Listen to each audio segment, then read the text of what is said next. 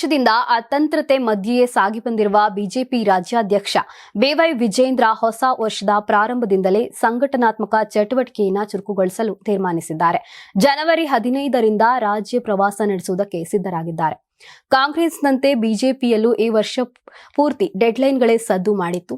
ಭಿನ್ನರ ಬಣದ ಬಸವನಗೌಡ ಪಾಟೀಲ್ ಯತ್ನಾಳ್ ಅವರನ್ನ ಪಕ್ಷದಿಂದ ಉದ್ಘಾಟನೆಗೊಳಿಸಿದ ಬಳಿಕವೂ ವಿಜೇಂದ್ರ ಅವರ ಸ್ಥಾನ ಭದ್ರ ಎನ್ನುವ ವಾತಾವರಣ ನಿರ್ಮಾಣವಾಗಿರಲಿಲ್ಲ. ಕೆಲವರು ಭಿನ್ನ ಚಟುವಟಿಕೆಗಳನ್ನು ನಡೆಸುತ್ತಲೇ ಇದ್ರು. ಇನ್ನು ವಿಜೇಂದ್ರ ಅವರೇ ಮುಂದುವರಿಯುತ್ತಾರೆ ಅಥವಾ ಬದಲಾಗುತ್ತಾರೆ ಎಂಬ ಸಂದೇಶವು ದೆಹಲಿ ನಾಯಕರು ಕಳಿಸಿರಲಿಲ್ಲ. ಹೀಗಾಗಿ ಪಕ್ಷದ ಸಾರಥ್ಯದ ಬಗ್ಗೆ ಕುತೂಹಲ ಹಾಗೆಯೇ ಇತ್ತು. ಇದೆಲ್ಲದರ ಮಧ್ಯೆ ವಿಜೇಂದ್ರ ರಾಜ್ಯ ಪ್ರವಾಸಕ್ಕೆ ಟೈಮ್ ಟೇಬಲ್ ನಿಗದಿ ಮಾಡಿರುವುದು ಬಿಜೆಪಿಯಲ್ಲಿ ಕುತೂಹಲ ಸೃಷ್ಟಿಸಿದೆ. ಬಿಜೆಪಿ ಮೂಲಗಳ ಪ್ರಕಾರ ಪಕ್ಷದ ಸಾಂಸ್ಥಿಕ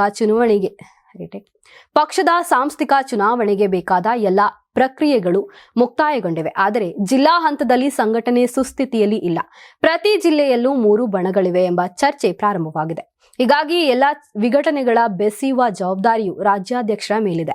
ಪಕ್ಷಕ್ಕೆ ಸಂಘಟನಾ ಪ್ರಧಾನ ಕಾರ್ಯದರ್ಶಿ ಇಲ್ಲದೆಯೂ ಹೆಚ್ಚು ಕಡಿಮೆ 1 ವರ್ಷವಾಗಿವೆ. ಹೀಗಾಗಿ ಹಿರಿಯರ ಸಲಹೆ ಮೇರೆಗೆ ರಾಜ್ಯ ಪ್ರವಾಸಕ್ಕೆ ಮುಂದಾಗಿದ್ದಾರೆಂದು ತಿಳಿದು ಬಂದಿದೆ. ಇನ್ನು ಜನವರಿ 5ರಿಂದ ಸಿದ್ಧತಾ ಸಭೆಗಳು ಪ್ರಾರಂಭಗೊಳ್ಳಲಿವೆ.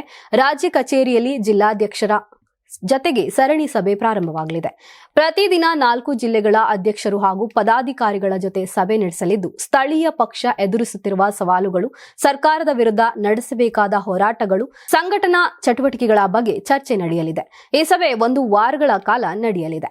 ಅದೇ ರೀತಿ ಪ್ರತಿದಿನ 2 ಜಿಲ್ಲೆಗಳನ್ನು ಜೋಡಿಸುವ ರೀತಿಯಲ್ಲಿ ಪ್ರವಾಸ ಆಯೋಜಿಸಲಾಗುತ್ತದೆ. ಪ್ರತಿ ವಿಧಾನಸಭಾ ಕ್ಷೇತ್ರದಲ್ಲೂ ಸಭೆ ನಡೆಸಲು ಸಾಧ್ಯತೆಗಳು ಬಗ್ಗೆ ಚಿಂತನೆ ನಡೆಸಲಾಗುತ್ತಿದೆ. ಆಯಾ ಜಿಲ್ಲೆಯಲ್ಲಿನ ಸಮಸ್ಯೆಗಳ ವಿರುದ್ಧ ತಾಲೂಕು ಅಥವಾ ಜಿಲ್ಲಾ ಕೇಂದ್ರದಲ್ಲಿ ಹೋರಾಟ ನಡೆಸುವುದರ ಜೊತೆಗೆ ಪತ್ರಿಕಾಗೋಷ್ಠಿ ನಡೆಸುವುದಕ್ಕೆ ತೀರ್ಮಾನಿಸಲಾಗಿದೆ. ಸ್ಥಳೀಯ ಸಂಸ್ಥೆಗಳ ಚುನಾವಣೆಯನ್ನ ಲಕ್ಷ್ಯದಲ್ಲಿರಿಸಿಕೊಂಡು ಈ ಪ್ರವಾಸ ಆಯೋಜಿಸಲಾಗಿದೆ. ಕಾರ್ಯಕರ್ತ ಮುಖಂಡರಿಗೆ ಬಲ ತುಂಬಬೇಕಿದ್ರೆ ಎಲ್ಲಾ ಜಿಲ್ಲೆ ಹಾಗೂ ತಾಲೂಕು ಪಂಚಾಯಿತಿ ಚುನಾವಣೆಯಲ್ಲಿ ಪಕ್ಷ ಹೆಚ್ಚು ಸ್ಥಾನಗಳಿರಬೇಕು. ಈ ಹಿನ್ನೆಲೆ ವಿಜೇಂದ್ರ ಪ್ರವಾಸಕ್ಕೆ ಮಹತ್ವ ಲಭಿಸಿದೆ. ಸಂಕ್ರಾಂತಿ ಹಬ್ಬದ ಪ್ರಯುಕ್ತ @6 ಮತ್ತು ಕರ್ನಾಟಕ ಟಿವಿ ವತಿಯಿಂದ ರಾಜ್ಯ ಮಟ್ಟದ ಸಂಕ್ರಾಂತಿ ರಂಗೋಲಿ ಸ್ಪರ್ಧೆ. ಕಾರ್ಯಕ್ರಮದ presenting sponsor Saptagiri NPS university. Associate sponsor Genie slim.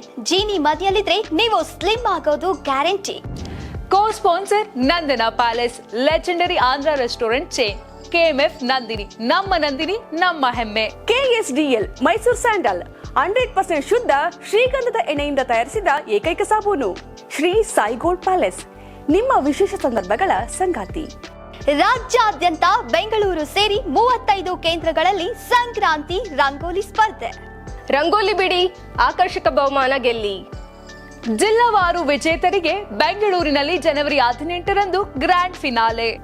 ಅರ್ಹತಾ ಸುತ್ತಿನ ಮೊದಲ ಬಹುಮಾನ 5,000 ರೂಪಾಯಿ, ದ್ವಿತೀಯ ಬಹುಮಾನ 3,000 ರೂಪಾಯಿ, ತೃತೀಯ ಬಹುಮಾನ 2,000 ರೂಪಾಯಿ, ಫಿನಾಲೆಯ ಮೊದಲ ಬಹುಮಾನ 30,000 ರೂಪಾಯಿ, ದ್ವಿತೀಯ ಬಹುಮಾನ 20,000 ರೂಪಾಯಿ, ತೃತೀಯ ಬಹುಮಾನ 10,000 ರೂಪಾಯಿ.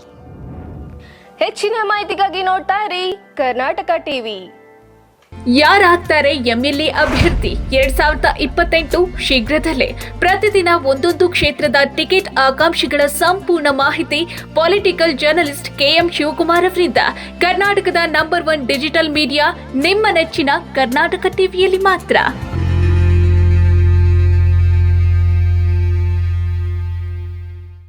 ನೀವು ಸಣ್ಣ ಆಗ್ಬೇಕಲ್ವಾ? ಅದು ಒಂದು ಉತ್ತಮ ಆಹಾರದಿಂದ ಸಣ್ಣ ಆಗ್ಬೇಕಲ್ವಾ? ಪ್ರತಿದಿನ ನಮ್ಮ ಜೀನಿ ಸ್ಲಿಮ್ನ ಯೂಸ್ ಮಾಡಿ ಯಾವುದೇ ಸೈಡ್ ಎಫೆಕ್ಟ್ ಇಲ್ದಂಗೆ ನೀವು ಸಣ್ಣ ಆಗ್ತೀರಾ.